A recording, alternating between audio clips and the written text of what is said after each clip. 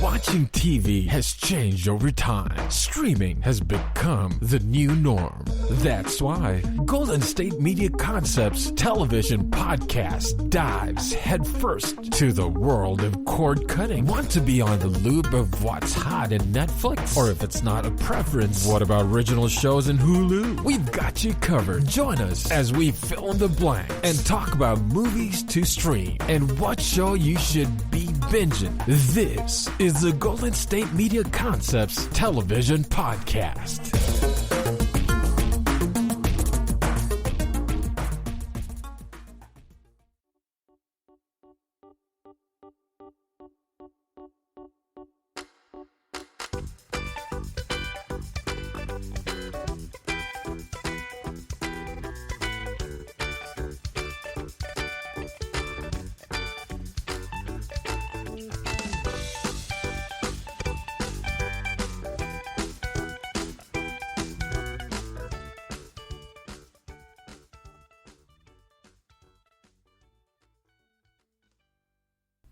Thank you for tuning into the GSMC television podcast, brought to you by the GSMC Podcast Network. I am your host, Casey. So, I hope everyone is doing well today. Today we'll be looking into 4 different segments, as usual. We'll be looking into episodes 7 and 8 of The Circle. We'll also be looking into episodes 5 and 6, which were the double episodes of Manifest. Then we'll be tuning into episode 4 of Good Girls. And then we'll be ending the segment off kind of doing a very brief overview of the Star Wars animated division. It's all leading up to the most recent show, The Bad Batch, that was just released on May 4th. So any Star Wars fans know that May the 4th be with you is kind of like Star Wars' own official holiday. So yeah, we'll kind of be going over, brief overview of all those shows. Alright, so as I said, kicking it off, we'll be talking about episodes 7 and 8 of The Circle. So, as usual, I like to do 2 at a time because usually the odd-numbered episode is kind of an introduction to the next tiny little arc in the season. And then episode 8 is usually the final game and or lead up to the ratings and the boot. So, we're kind of getting down to the wire, because I believe, generally speaking, The Circle does about 12 episodes a season. So, at this point, we are 2/3 of the way done. Now, I assume if anyone's listening to this, they realize that there will be spoilers in this segment. So for this one right here, it is a double boot episode, which we did not know about until the 8th episode. I believe probably about halfway through the 8th episode at that. Now, also going into this, at this point in the game, we have 8 people left, which obviously a couple episodes ago we had the introduction of 2 new people, which was Kat and Mitchell. And then we probably should only be receiving 1 new player after this boot. I don't think we'll have anyone else. So yeah, at the end of episode 8, we'll have a double boot, which will bring us down to 6 players. They'll introduce a 7th player, and then we'll probably be looking at maybe another boot or 2, which will bring us down to 6 or even a final 5. I'm actually blanking a little bit on how the first season went. Yeah, because it was really weird. It did not operate like a lot of reality television, which is why I think that it's actually like kind of tripping me up so bad right now.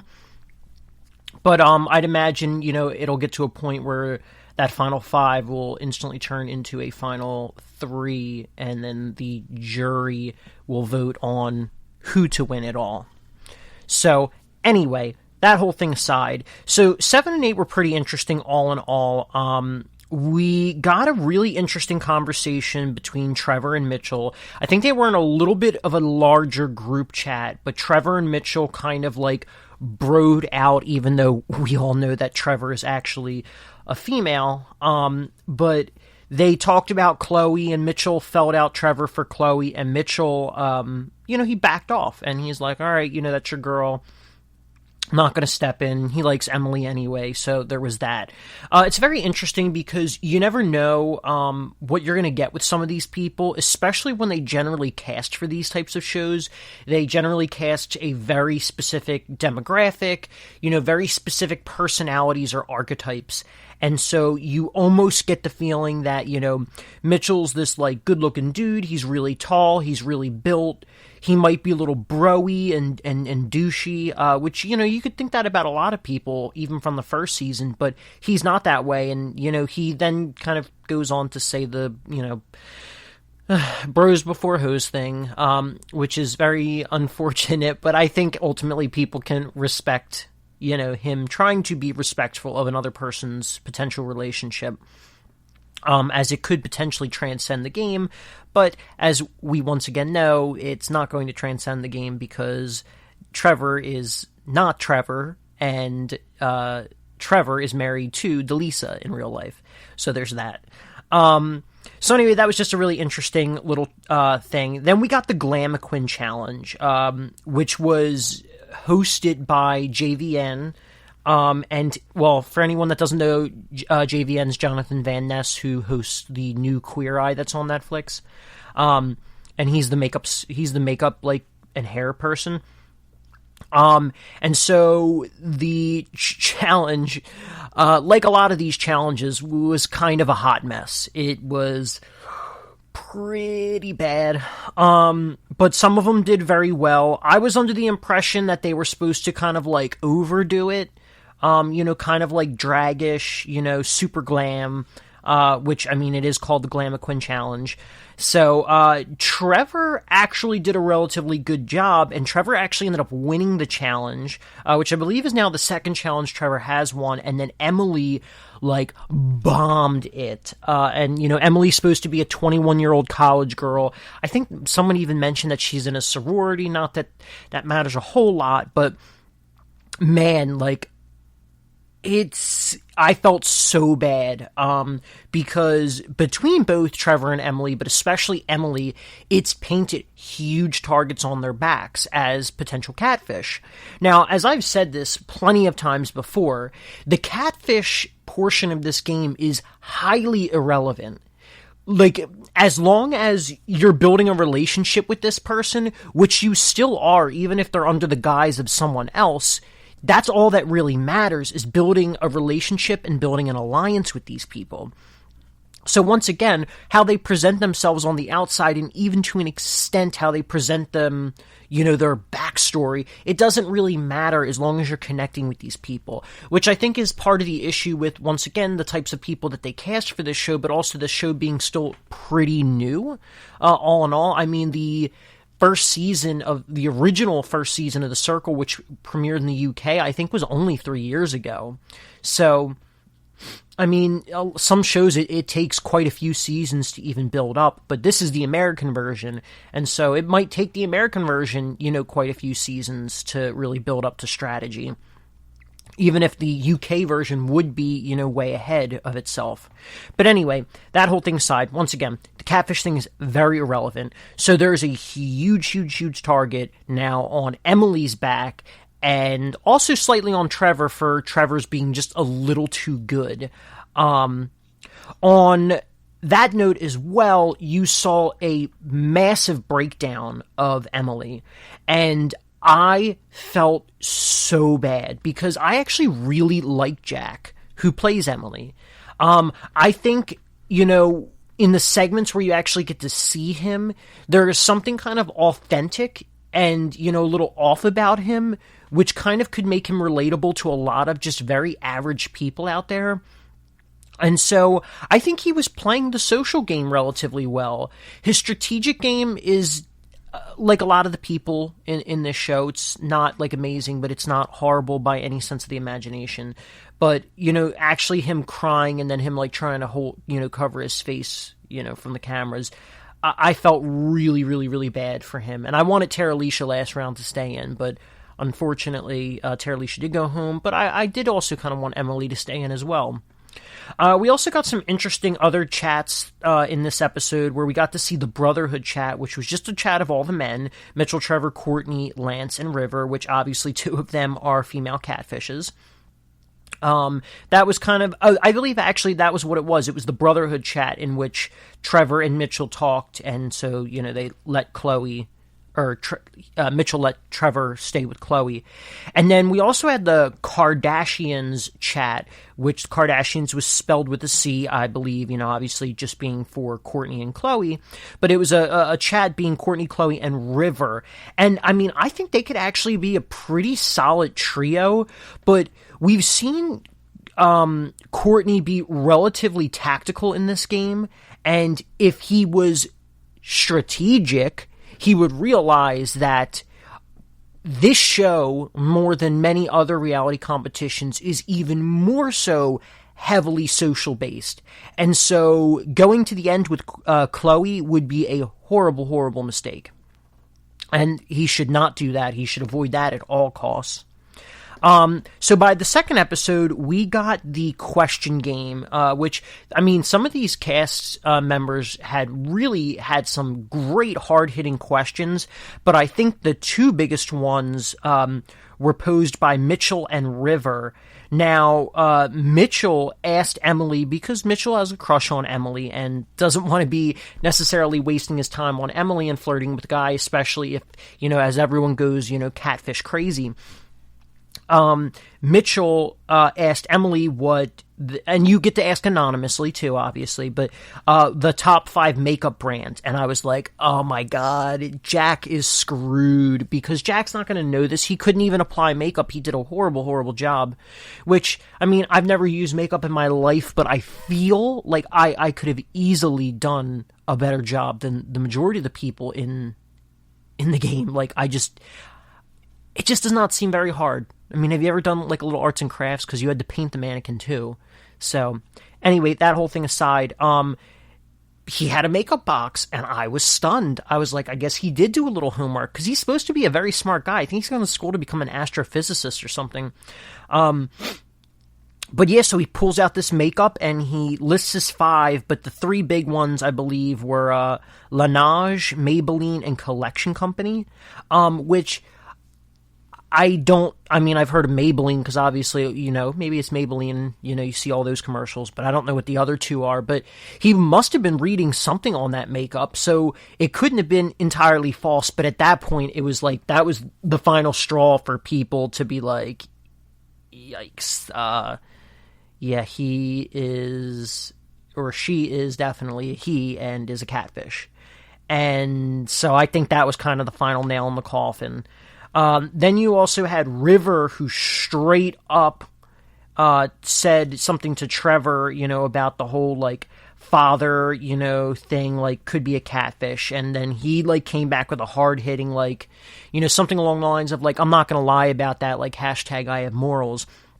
Which I don't think is really even that strong of an answer personally, but everyone else really seemed to be convinced, so I think like everything is just taken off Trevor at this point in time. There was actually another question. I don't remember who asked it, actually. It just literally popped in my head, so I didn't even write it in my notes, but someone straight up asked Courtney about him being fake and him doing this, that, and the other. I think it might have actually been Emily. Yeah, I think it was Emily that asked him. And Courtney was just like, I'm not fake, blah, blah, blah, blah, all this other stuff. And that was a pretty good one, too. The rest of them were kind of light, but still good enough.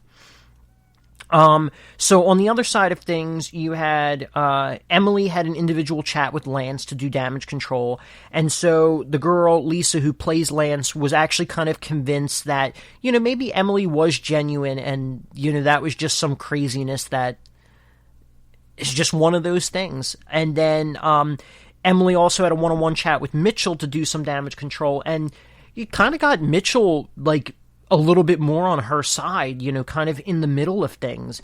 And so, you gotta praise Emily for playing a decent social game. Then, the ratings happen, and Kat and Trevor, they actually rate each other number one, which was pretty cool to see. And Mitchell, while he's doing his ratings, he pegged Courtney as the Joker. He's the only one that's actually even said that, too.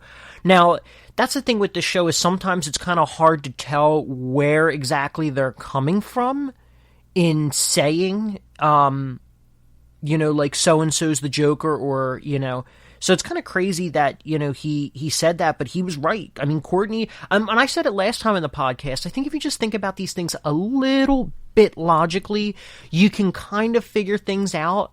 Because obviously, Chloe and Terralisha wouldn't have thrown themselves under the bus. Kat and Mitchell were the new ones in the group. River doesn't really seem to be that catty. Trevor, if assuming it's a guy, it's not going to be that. So then, it leads to kind of Courtney and Emily, and Emily was pretty close with Terralisha and Courtney. But people kind of turn on a dime, and sometimes, and that's the thing, one of the flaws about this show, is you can't really exactly tell, like, why some people change their minds so quickly. And I think a huge thing was Chloe and River really going against Terralisha despite a pretty close bond that they've had. They don't explicitly tell you why. I guess your best thing is to infer that it had to do with the fight with Savannah. So, anyway, the ratings come in and they decide, or they tell you that there's not going to be any influencers this time, and the bottom two people are immediately booted from the circle. Now, this was one of the few times in between both seasons that I had no freaking clue what the ratings were going to be. And so I was lost, and I was just like, oh God, I really, really, really hope that Courtney is nowhere near the top. I do not like Courtney. I want Courtney out, but I highly doubt Courtney's going to go.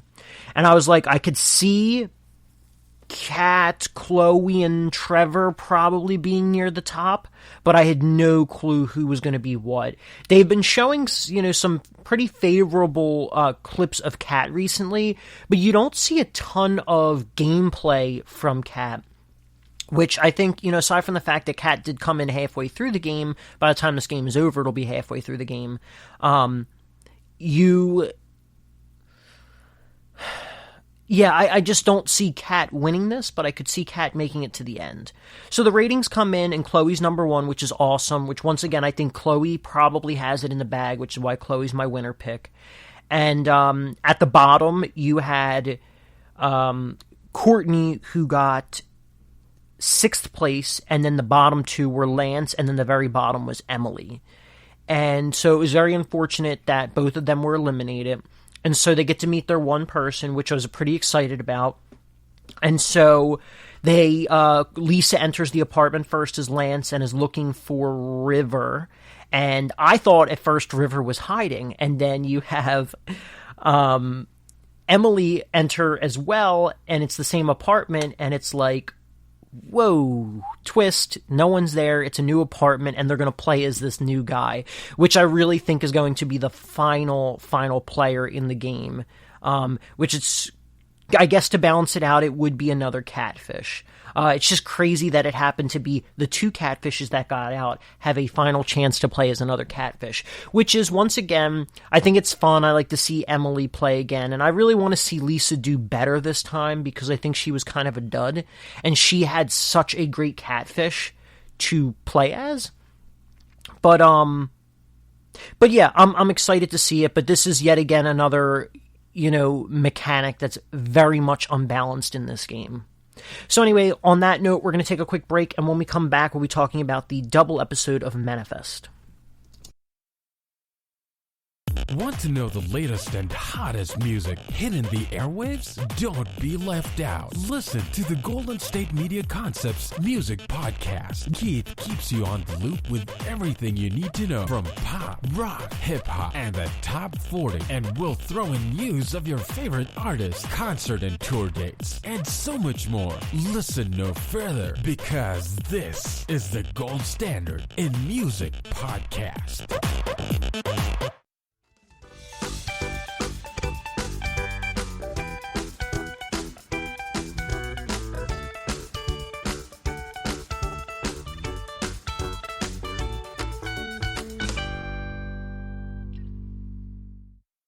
All right, and we are back. So we've already talked about the Circle episodes 7 and 8 of season 2. So now we're shifting to the double episode of Manifest, which is episodes 5 and 6, which also this week, which by the time this podcast airs, the other double episode will have already aired. So we'll also be talking about that early next week for that podcast. But anyway, kind of diving right into it. So for episodes 5 and 6, we got to see the very beginning of the episode pretty much starts off with the raid on the RV. And, we're all pretty sure that, it's going to be pretty empty because obviously this is the closest thing that Manifest is kind of getting to a mid-season finale, given that Manifest is generally only, as of pretty much last season. It's generally only going to be about 13 episodes, and the pandemic messed everything up too. So yeah, we know that Jace is not going to be in the RV, which is ultimately the point I was trying to make. And so we go in there, and I was saying, because like I said, I often watch the show with my family. I watch a lot of shows with my family and some with friends, although it's a little hard to do that now with the pandemic going on. But anyway, I thought they were going to see all the pictures in there with the, scraped out eyes and stuff like that, but we didn't actually get that. We got this really interesting blood drawing on the RV wall with random Egyptian letters or symbols, I guess you should say, because it's hieroglyphics, and the three shadows, which, we know from the middle of season 2 that the three shadows, or the shadows that we've been seeing since season 2, are the three guys, Pete, Jace, and Corey, the meth heads. And so that actually sparks Mickey to have a calling, and she kind of freaks out a bit, and she leaves the RV. And so her partner, Dre, she follows, and this is kind of the first time that they've actually talked about her and her, callings, her visions. Because at this point, in the police department, multiple people think that something, fishy has been going on, but, no one can really prove it. There are always, anonymous tips or Mickey's hunches that ends up leading her to, save the day. But it's kind of the first time that it actually got addressed, and she, it's really hard to say what she was making of it, because then the scene kind of ends and you don't see a whole lot of her, in these 2 episodes to begin with. So we never got to see the part where she kind of processes everything.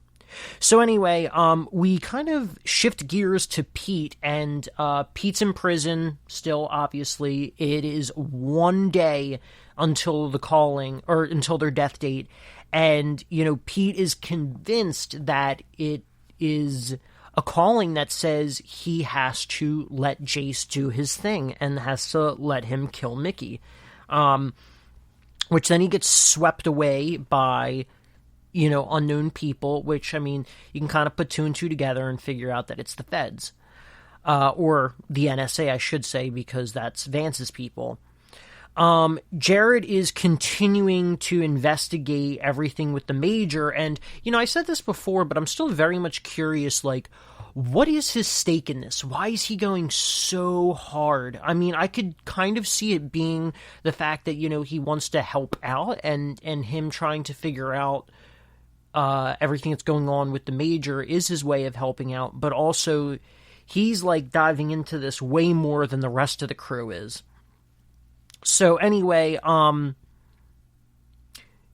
so he's doing that, and it leads him to this woman who just seems to complain about everything, but she had pictures, which led to the dump truck, and then the dump truck led to him being there. But it's very interesting that they, even kind of admit it to the police officer, or to Jarrett, who's a lieutenant at this point. They were just like, yeah, we have records, but also at the same time, some of our people they need a little bit of discretion. And, which just pretty much signals that, yes, there are federal people that use this as a cover. And so therefore, there's nothing Jarrett could really do about it.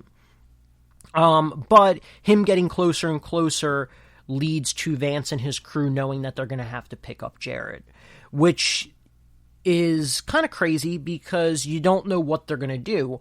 Under direction of the Major, they'd probably pop Jarrett and they'd be done with it. Whereas with Vance and his crew, you don't really know what's going on. Like, you think that maybe they could kill him, or maybe they're just going to give him a stern talking to. Because even though this is a drama, I'd say generally speaking, more often than not, they don't really go the hard route with a lot of stuff, which is kind of unfortunate, but also, it is what it is. So we had then Ben, Sanvi, Vance, and Pete. They're all at the facility, and they're trying to test on Pete because they know his death day is literally tomorrow. So they want to try and get as much evidence and research done as possible, which then Ben tries to stop it, which, I mean, he really overextends himself because this is a government agency. If they really wanted to, they could literally just remove Ben. But I also get that he does fight hard. He tries to fight hard to protect, his loved ones, his friends, and, he's trying to do ultimately what is right. Ben, one thing I do like about Ben is that, like, despite him being kind of the hero, the very, like, typical hero, he doesn't come off as boring as other people do. And, I've said it before, especially talking about the Falcon and the Winter Soldier podcast, or when I was talking on those podcasts about Falcon and the Winter Soldier, is that, like, Captain America, and I know it's kind of an unpopular opinion, but he's boring. He is your standard hero. The closest thing that was exciting about him is when he defied the government, but it was ultimately because he, was doing what he thought was more so right. Which, yeah, it is what it is on that front. But anyway, we also got some interesting scenes with Dr. Gupta. She is a really hard character to make out, because obviously she's not in a ton of scenes, and they're showing us what they want to show us. And so they really do paint her in a pretty negative light. And, I was saying that I think, she could very much be used to the way that the Major deals with a lot of things. And so she's not too keen on the way that Vance is, because I think she likes the fact that, generally speaking, she's able to operate and do the research she wants to without all the morals and ethics in place, because she's trying to do research for the greater good, which I, to an extent, believe her, but also that could cause her to draw some lines in the sand that, shouldn't be crossed. It's all about the red line, I guess, with her.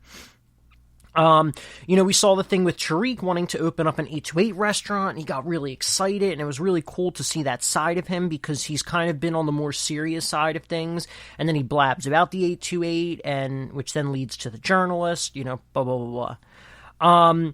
Ben, manages to get Vance to let Pete go and offers himself in place, God forbid anything were to happen.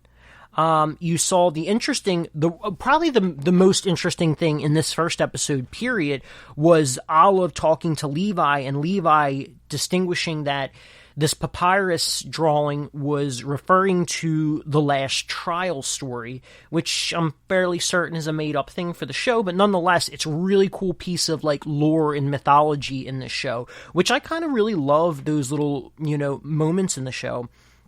But essentially, it's about three guys who all had their own trial to protect them from death. And they don't go into it a whole lot, but they do almost make it seem like two of the guys survived the trial and they were rewarded. The one guy got his redemption, the other guy got his love, but the other guy chose vengeance, so he died. Which is obviously clearly what's going on with the meth heads. Mickey heads to the lake, and it's a very interesting little piece of dialogue, because this is where, the episode is kind of pretty much ending, and you see that she has a very interesting exchange with Zeke, and it really, really, really makes you think that someone's going to die.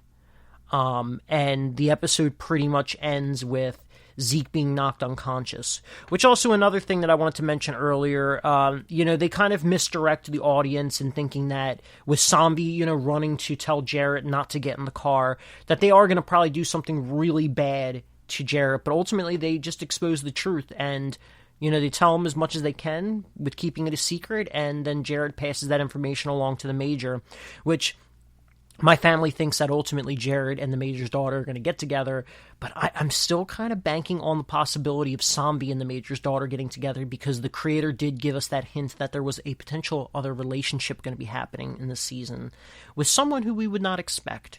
And we're about, at this point, after the double episode, we're halfway through this season. Anyway, so, if it wasn't for the double episode, that would have been a pretty big cliffhanger that something bad was going to happen.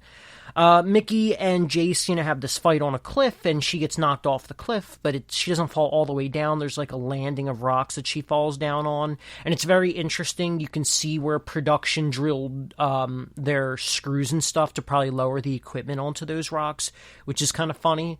Because they left them very clearly on camera. The 828 prank, because of the whole journalism thing gets exposed, which causes Tariq and them to freak out. But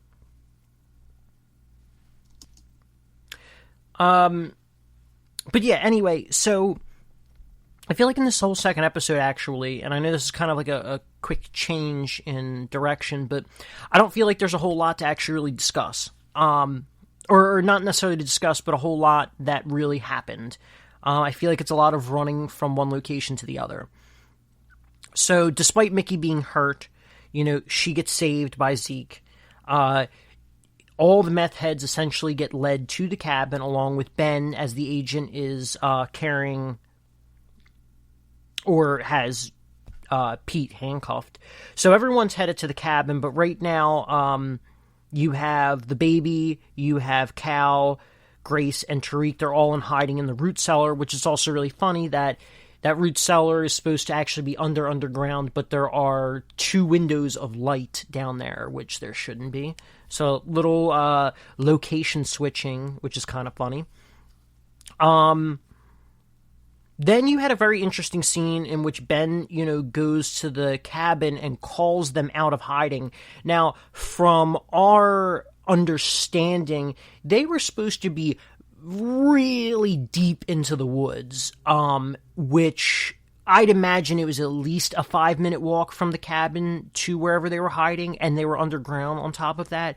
So it's a little funny that Grace and them managed to hear Ben so clearly screaming for them, which lures them all out of hiding, which was so freaking stupid. And then you have this scene where they're all in the driveway, and the federal agent gets shot in the head and he dies. Now, here's where something very interesting happened from the production standpoint. There was a huge inconsistency in which he was shot from one side and he manages to fall in the direction of the gunshot wounds, when you would have thought, at least based on, I don't really know what the real physics of it are in real life, but in most movies, when you're shot from one direction, you fall to the other, and he fell towards the gunshot. There was also a number of bullet debris that was being kicked off from both directions of the car, which didn't make sense because, as we do find out, Jace was hiding up on the roof the whole time. So a lot of inconsistencies there.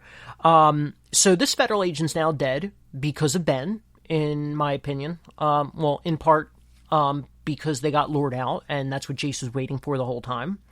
In addition to that, Tariq tries to help his family by getting the rifle, and he ends up getting stabbed, and dies, which is super freaking upsetting, because you finally introduced a new character who's actually somewhat interesting to an extent, because he really plays into the backstory of Grace. But once again, this is exactly what I was talking about like 4 or 5 podcasts ago, in which Manifest closes these stories way too fast. They introduced the problem with her and Tariq. By the end of that episode, they kind of addressed most of the problem. By the next episode, they pretty much resolved their whole issue and told us the whole backstory of the situation, and now Tariq is dead, and that whole thing is done. But I guess the best thing is maybe we can have Grace have some sort of grieving period in which she's trying to get over the trauma of that. But it's unfortunate. So Tariq is dead now. What else? The nursery rhyme kids lullaby thing lures Corey to the kids, in which she tries to protect them, which was a really cool twist of events that I actually really enjoyed, because I really liked Corey, and you could tell that he's not a bad person. Same thing with Pete. It's really just the influence of Jace. Jared and Drea come to the scene. They analyze everything, and ultimately Jace gets surrounded in the middle of the woods, and ultimately Corey and Pete did what they had to do in their part, and they get saved from their death date. And then Jace ends up dying. Now, this was another inconsistency. The death date is supposed to be the exact time from when someone, disappeared or came back or whatever, or at least that's what we're under the impression of, but it was the middle of the day, and they went under at night, unless it's, I guess now that I'm thinking about it out loud, which sometimes really helps, they came back, I still feel like it was the morning, though, when they came back. It wasn't, like, in the middle of the day. So I feel like that's just a bit of an inconsistency. So then, through an interesting piece of evidence, they get the final piece of the papyrus, which actually happened, like, in the middle of that episode. It's really funny that you have Olive, who's just this teenage girl with no experience on how to actually deal with this kind of stuff. She ends up brushing off the image that she'd been working on for like an hour. She's not skilled in that on a technical side, so she shouldn't be able to, restore it all. But it's also funny because she just kind of kicks around the dirt, especially to the clean pieces already. So she ends up finding out that the death date is kind of all or nothing. Those who you left with, you have to all complete everything together, or else you're done. So we then see the episode end with a crazy twist of events in which Jace being dead then causes Corey and Pete to die as well, which is going to be pretty traumatic for Angelina, as she was finally happy that she had this love, which was another storyline, very weird that they crushed, but I guess it gives Angelina a little bit more dimension, because it was almost like she was saved after, not only, in a literal side, but also the, literally, physically, but also on the mental side as well. So, after one episode, that was like how that was. So I'm very curious to see where that's going to head out. There's another double episode tonight as of my recording. So, like I said, I'll talk about that next week. But it's just very interesting. Like I said earlier, too, it's funny, generally they kind of stay on the safer side with a lot of the stuff in these dramas, and they don't cause too much of a fuss. But in this episode, we've had 5 characters die. We had 3 of the reoccurring villains. We had 1 new reoccurring character being Tariq, and then this federal agent, which, to my knowledge, he actually really wasn't anyone. But even so, 5 deaths is still quite a bit, and I'm very curious to see the fallout of everything. So on that note, we're going to take a break, and when we come back, we'll be talking about episode 4 of Good Girls. Tired of searching the vast jungle of podcasts? Now listen close and hear this out. There's a podcast network that covers just about everything that you've been searching. Hey! The Golden State Media Concepts Podcast Network is here. Nothing less than a podcast bliss with endless hours of podcast coverage. From news, sports, music, fashion, cooking, entertainment, fantasy, football, and so much more. So stop lurking around and go straight out to the Golden State Media Concepts Podcast Network. Guaranteed to fill that podcast itch. Whatever it may be. Visit us at www.gsmcpodcast.com. Follow us on Facebook and Twitter, and download us on iTunes, SoundCloud, and Google Play.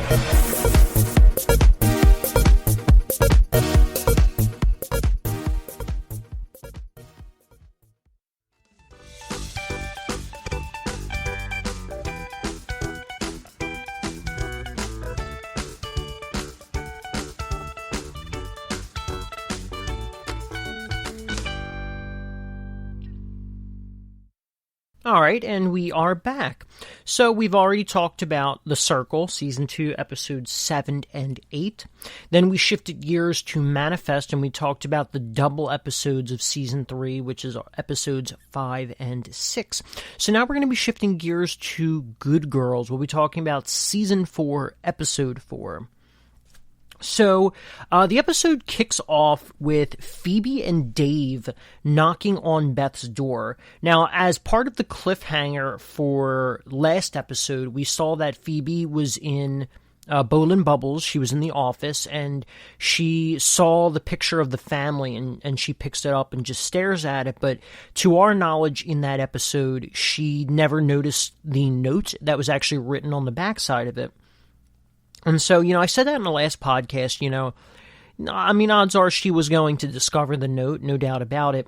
Unfortunately, it was, even though it was in the first, moments of the episode, it was ruined for me because the thumbnail for Hulu was actually them holding the note up to confront Beth about it. So I unfortunately knew that was happening going into it.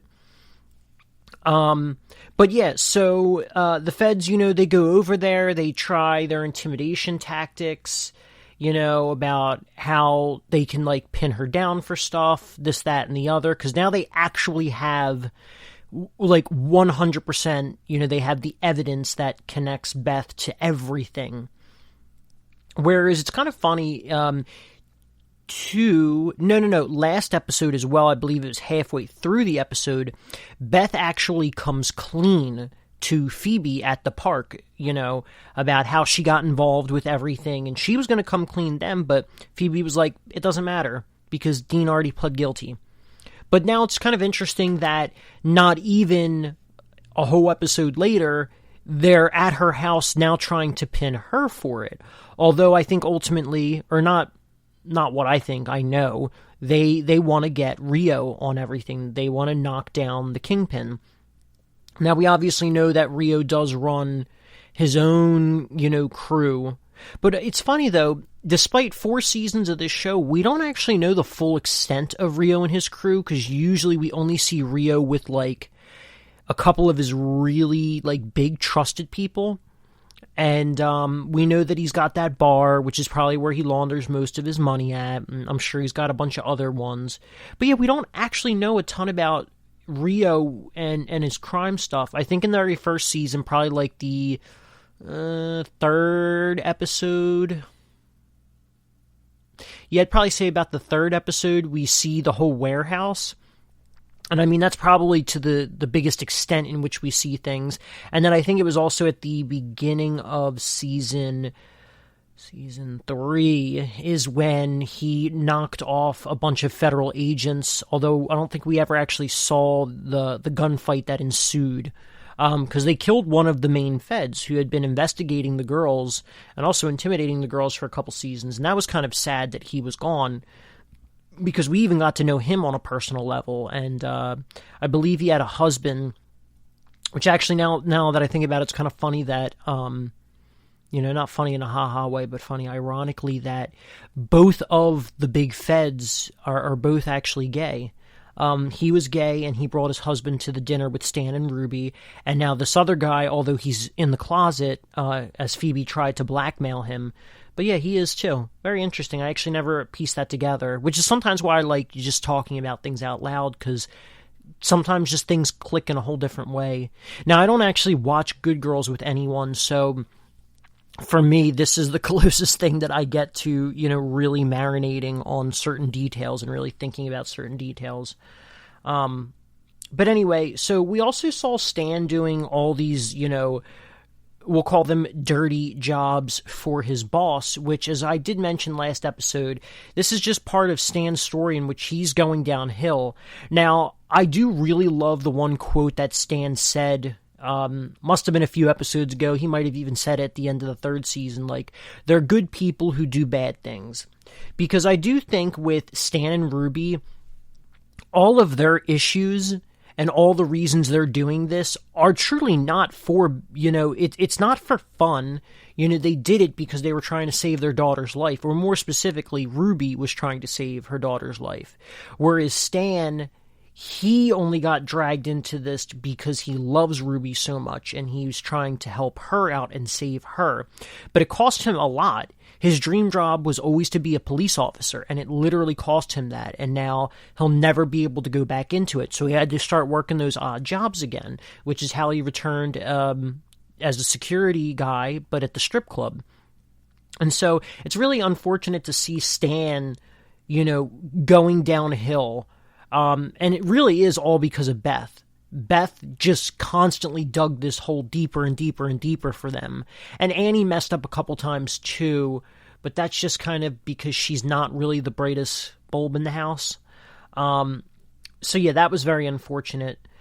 So after the whole conversation with the feds, essentially they were offering a full package deal for Beth.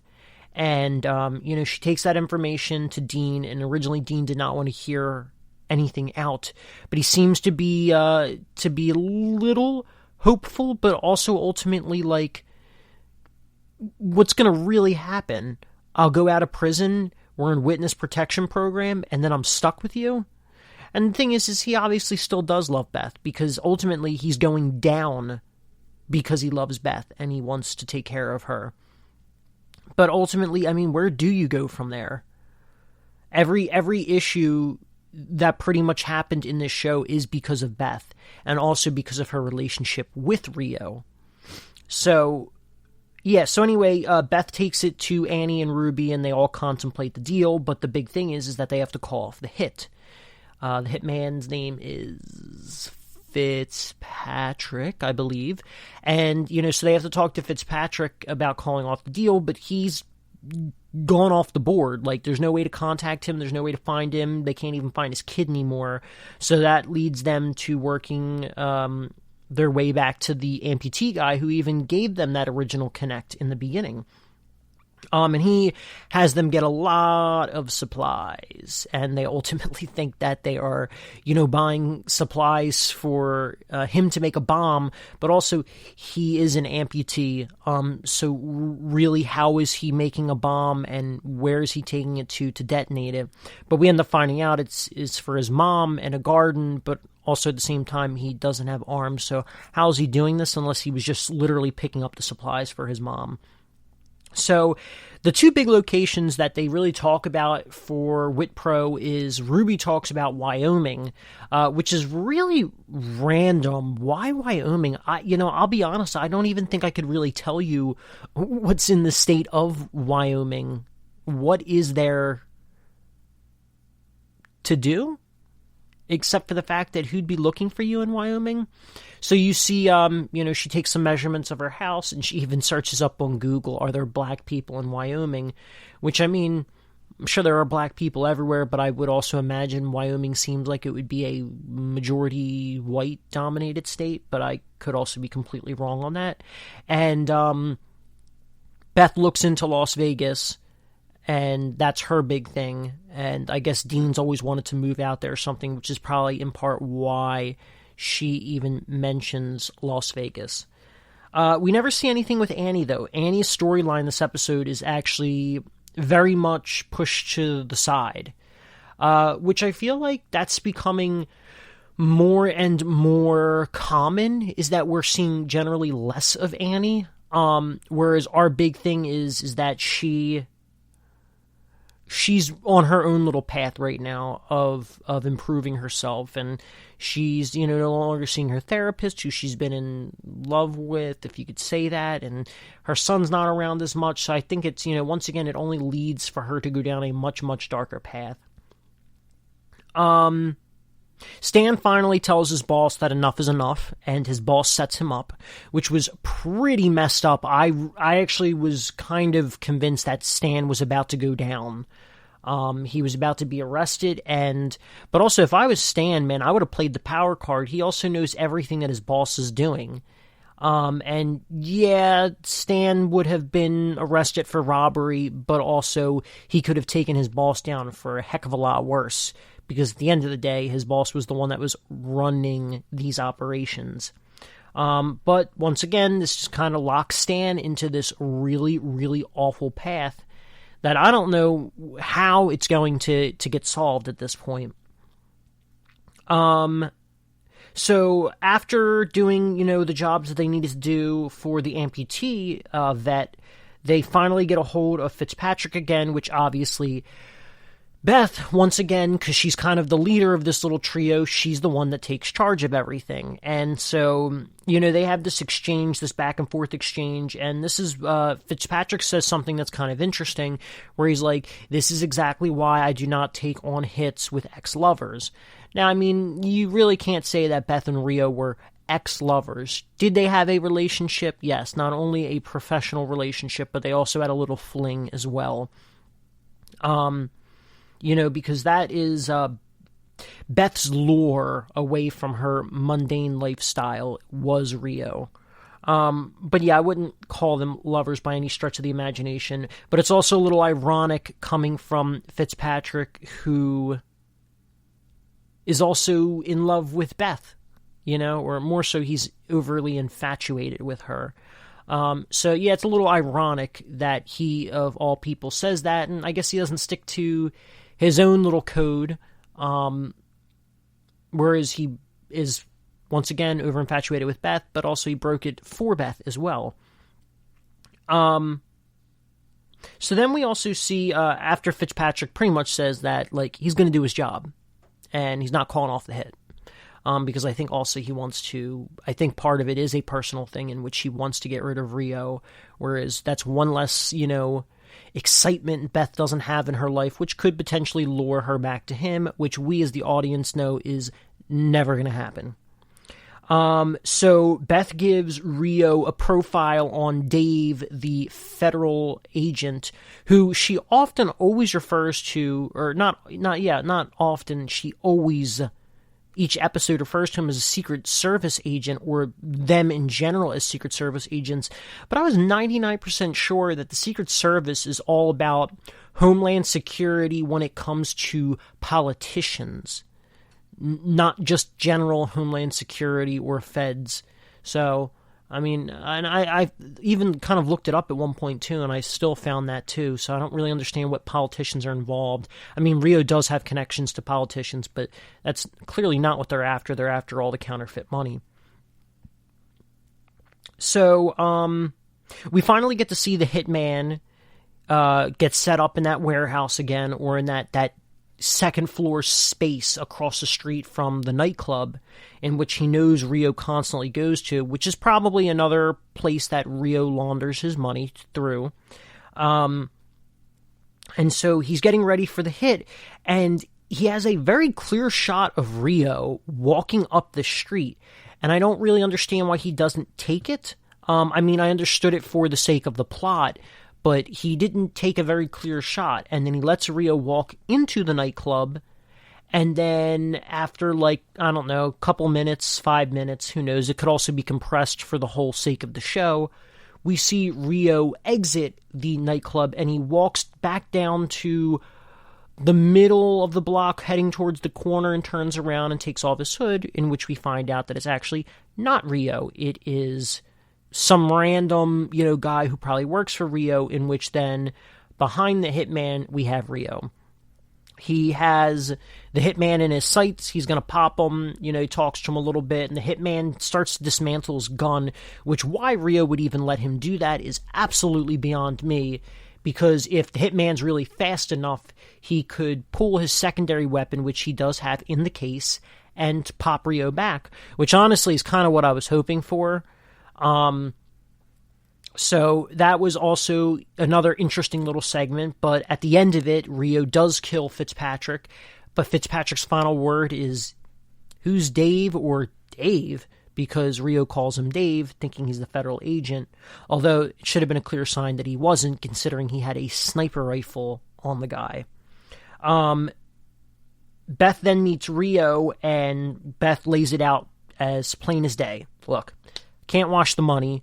All my assets are frozen. They took your money too, which she did try to warn him about in the car, but he forced her hand, which is his own fault.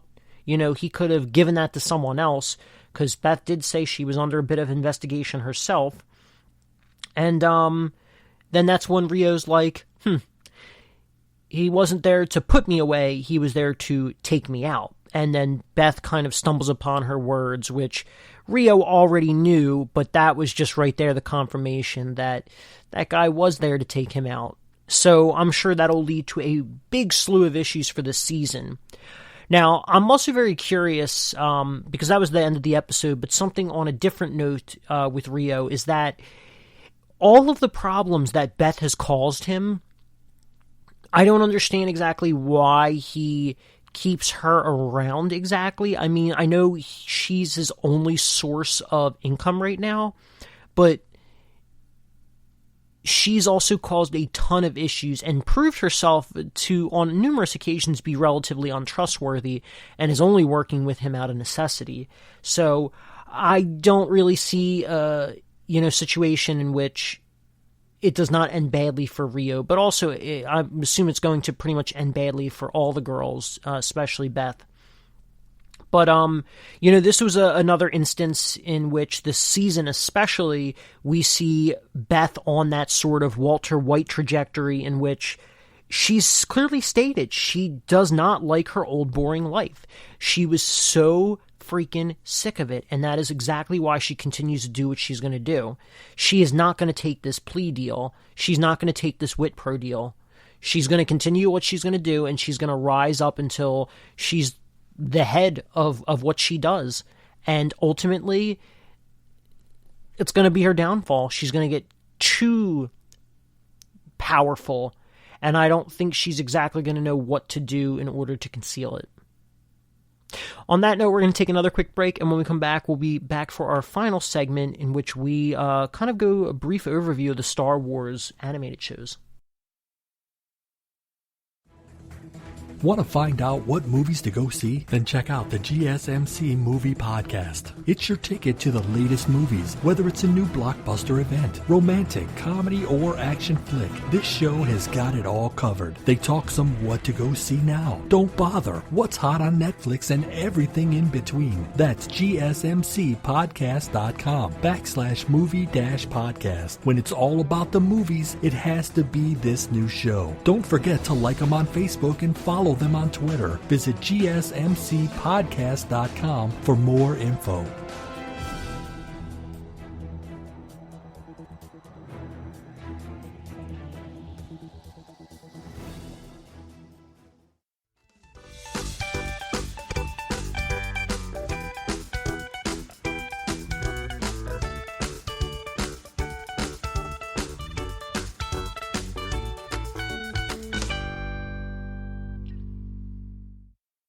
All right, and we are back. So, yet again, we talked about The Circle, episodes 7 and 8 of Season 2. We've talked about Manifest, Season 3, episodes 5 and 6, the double episode. We have also talked about Season 4, episode 4 of Good Girls, and now we are going to be talking about an overview of all of the Star Wars animated shows.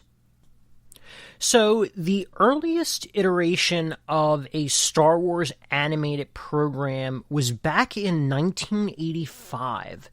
We had a show called Droids, which, just as the name suggests, focused around the droids of Star Wars. It didn't really last too long. It only had one season and one special. It's like a TV movie special.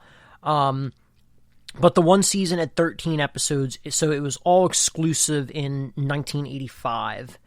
The second animated show that you had was called Ewoks, which, just as the show suggests, was all about the Ewoks from 1985 to 1986. It did have 2 seasons, and both seasons had 26 episodes combined. And I believe it was literally in Season 1 and Season 2, it was 13 episodes apiece. So then you had some other stuff that they did TV-wise, but nothing animated up until, I believe, 2003. Cartoon Network launched an animated microseries. Now, there were a number of microseries from Star Wars over the years. There was Clone Wars, which is what I'm about to get into. There was Blip's Forces of Destiny, Galaxy of Adventures, and Rollout, which Blips, Forces, Galaxy, and Rollout were all from 2017 upwards of 2020. April 1st of 2020 is when the Rollout series ended. Now, full disclosure, I have not actually watched really any of the micro series except for Clone Wars, and I think I watched a thing here or there of like Blips and Forces of Destiny, but generally speaking, these micro series, while they did have seasons of some of the shows and they had numerous episodes for some of the shows as well, they're generally only like 10 minutes or less, or I'd say like 11 minutes, which Cartoon Network / Adult Swim is actually pretty well known for doing, where they'll have like half episodes. As I did talk about a few podcasts ago when I did my segment on Absolutely Productions, a number of their shows were only about 11 minutes running time. So, I mean, I never really looked at those as micro-series, but as for Star Wars, they do classify Clone Wars, Blips, Forces, Destiny, Galaxy of Adventures, and Rollout as micro-series. But anyway, really getting down to it, for Clone Wars, so it's just called Clone Wars, not The Clone Wars. There were 3 seasons of Clone Wars, starting out in 2003 and ending in 2005. The first season had 10 episodes, the second season had 10 episodes, and the third season only had 5. So obviously that is 25 episodes in total, and like I said, it did air on Cartoon Network. Now, I remember as a kid hearing about the Clone Wars, and I remember seeing the animation style being like, oh my goodness, this is like an atrocious animation style, like.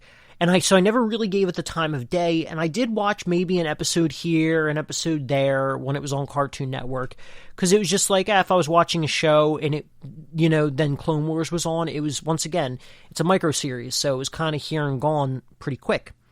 It wasn't until probably the mid-2010s, when I was probably just starting to watch Rebels, which I'll get into more detail in a second, that I actually started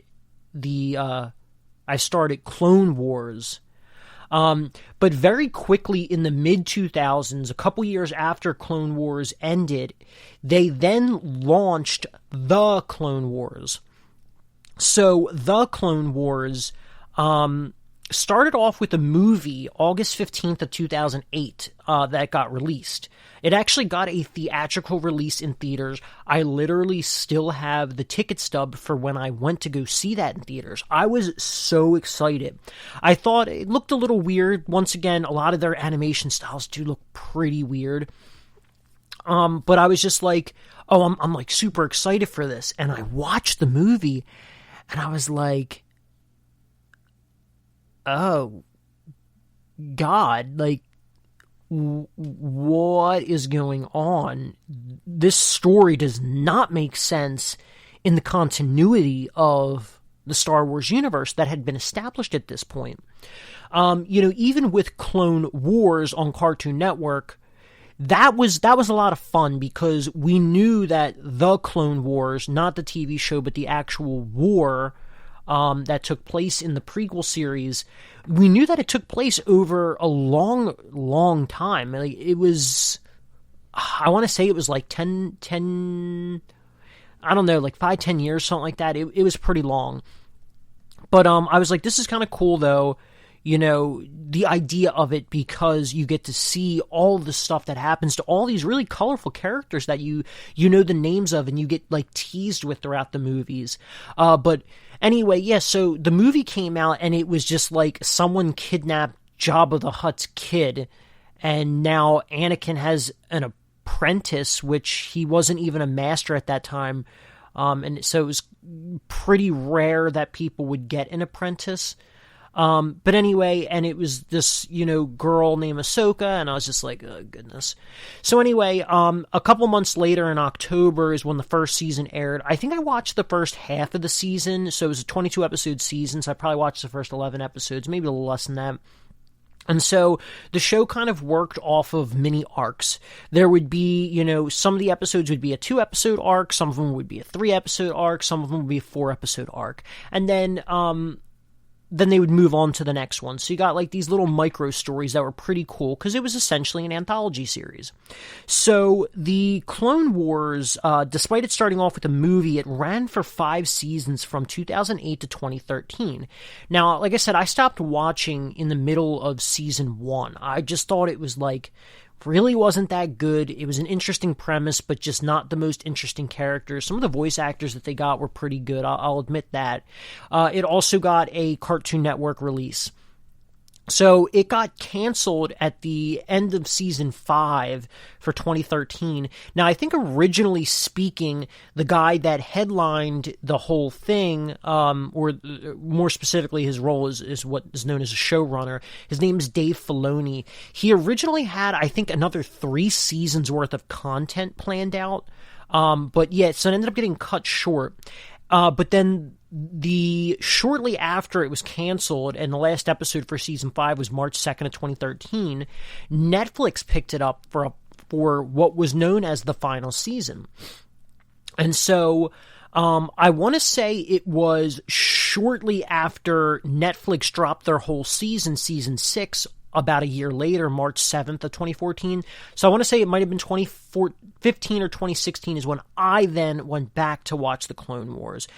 And yeah, it was definitely 2015 now that I think about it. I'm like 99% sure. But anyway, I was blown away. I was like, I kind of really wish I would have stuck around with the show because it ran for quite a long time.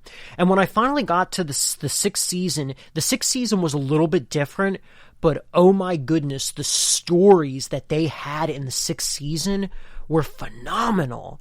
There's a really good story about one of the clone troopers discovering that he'd been microchipped to obey orders, i.e. Order 66.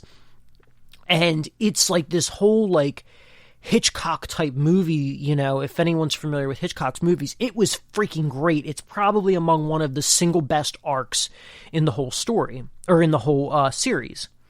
So skipping ahead a little bit, around the time that they announced Disney Plus, they said that there would be a 7th and final season that would lead right into the ending of Revenge of the Sith. And so I was very excited for that. When I watched the season, the 7th season only had 12 episodes, and each of them were centered around a 4-episode arc. Or 4 3-episode arcs. One dealing with the one clone unit / the Bad Batch, which we'll also talk about that later. The second one dealing with Ahsoka, which wasn't the greatest, and then the final one dealt with Ahsoka as well. But it was different. So, the 4 middle episodes were her kind of after she left the Order, and then the final 4 episodes were about Order 66, leading up to Order 66, and how she was handling that and the whole Darth Maul storyline, which that's another thing, too. Darth Maul doesn't have a whole lot of time in the original movie from the prequel series, The Phantom Menace, but wow, the storyline that they deal with in the Clone Wars really, I think, cements Darth Maul to be the greatest villain in all of Star Wars history, even way above Darth Vader. So, I mean, his storylines alone make it worth watching that whole series. Now, between all 7 seasons, there's 133 episodes. So anyway, kind of coming back a little in time, we have in 2014, so a year after the Netflix final season of the Clone Wars, did we have another show called Rebels. Now, I remember hearing about Rebels. I was I think it was just around the time that I was in the middle of watching Clone Wars is when Rebels started, because it ran from 2014 to 2018. And it originally kicked off with some shorts, which I didn't end up watching until right before I ended up picking up the series, which was around the time Season 2 was airing in 2015 to 2016. And so that show is actually probably my favorite of all of the Star Wars animated shows. And it follows a group of rebels, one of the many, many rebel groups leading up to the actual rebellion, which took place in the original trilogy. And that also is showrunner is Dave Filoni as well. Now, it starts off kind of more on the kiddie-ish side, and it has its moments that are very lighthearted throughout the series. But as Season 2 hits, and Season 3, and definitely Season 4, it turns into a much more mature show. It very much kind of reminds me, although not done as well, it reminds me of Avatar in that regard, where when I was a kid and I watched Avatar, I thought it was just a little too kiddie-ish for me, but it handles a lot of topics very well and really cements itself, and as these kids grow up watching the show, so does the show itself grow. And so Rebels is probably my favorite, and it's 4 seasons. Each has a really good arc with one bigger arc that leads into everything, which also Rebels has got to be among one of the most important of all of the animated shows, as it also, without getting into any spoilers, leads into even the live action TV shows that have been coming out. So seasons 1, 2, and 4, the showrunner was Dave Filoni, but then Justin Ridge took over for season 3. I don't know why he only took over for season 3, but Justin Ridge ends up becoming the showrunner for the next show, which is Star Wars Resistance, which ran from 2018 to the very, very beginning of 2020. It also started off with a handful of shorts as well, except way more. Rebels only had 4 shorts, whereas Resistance had 12. I'm 99% sure I watched all the shorts, but honestly can't really remember, because honestly, Resistance itself has an even... So Clone Wars from Rebels and Rebels from Resistance, they all have differing animation styles. It's really hard to describe them because I don't really know the technical side of the design, if I'm being completely honest. But Rebels, you could definitely tell it feels a lot more kiddish, because like some of the equipment and backgrounds and everything, they're shaded in with like a blanket like color, but then on top of that blanket color, it's shaded in as if it's like a kid with a crayon coloring it in. So it lends itself to a really interesting animation style. But Resistance was like this weird like cell shaded, but also like watercolored cell shaded. It's really weird. I can't really describe it, but Resistance itself, while Clone Wars takes place during the Clone Wars, Rebel takes place leading up to Episode 4, Resistance takes place leading up to and during Episodes 7/8, but more so 7. So it all takes place, dealing with the First Order and a special group of people that were the Resistance, very similar to how Rebels operated. But Resistance was painful to get through. Now, I realize I am a full-grown adult, and the show is not made for full-grown adults. But it was super, super kiddie-ish. I don't know if it was their only plan to do 2 seasons, or if it got canceled, but it wasn't that good. Like I said, Rebels, it grew as you grew, or as their demographic grew up. Resistance, it was nothing but, I'd say 90% of it was filler episodes. Not really establishing the characters very well and developing with the characters, and the other 10% was plot-driven episodes. But by the end of the first season, I was like, this is what I've been waiting for. It's really leading somewhere now. And it really puts Episode 7 into much better context as to what's really going on with the First Order and their rise to power. And so I started to really like Resistance in the last, quarter maybe of the season, so those last 5 or 6 episodes, And, but then, season 2 happened, and it was just nothing but 19 boring episodes. So I was really disappointed in that regard. Didn't really lead anywhere. It was kind of a waste of time. I mean, I think, if you at least watch the first season, it puts it into better context of everything with the First Order, but beyond that, it's kind of meh. That lasted 2 seasons, and it had 40 episodes in total. Now, the newest show that they announced, which didn't even actually hear about it until somewhat recently, definitely within the past 4 to 6 months maybe, called The Bad Batch, which they introduced in the final season of The Clone Wars. That was part of the first arc of the final season of the Clone Wars. And so the Bad Batch, follows a group of genetically damaged, but also at the same time superior clones, and how they're dealing with Order 66 and everything going on. So it's got a very interesting premise. It just came out the other day on May 4th. It's going to have 16 episodes. The first episode is pretty long, and full disclosure, I've not actually finished it yet. I have probably about last half hour. I was getting really tired when I was finishing that episode, and I was just like, if I continue on, I don't think I'm going to absorb the information as well. So I paused it at a really good stopping point, and I'm actually going to probably finish it once I'm done the podcast. And you'll be hearing me talk about it in the future as well. But that first episode is about an hour and a half long, which you have some interesting characters that pop up that you might know from the other movies and TV shows. So to end things off, we also have, The Bad Batch is also, the showrunner is Jennifer Corbett, who I'm actually not familiar with at all. But so far so good. I like what she's doing and her handling the Bad Batch, and this also is on Disney Plus, where you can find actually any of these shows on Disney Plus at this point. We also have one other show that'll be coming out at some point this year called Visions. To our knowledge, we have no clue what this show is about. We don't know the animation style. It's still in development. They haven't even announced a showrunner at all, but we do know it's going to be 10 episodes in the first season, if it is only one season, but we know at least one season as of now.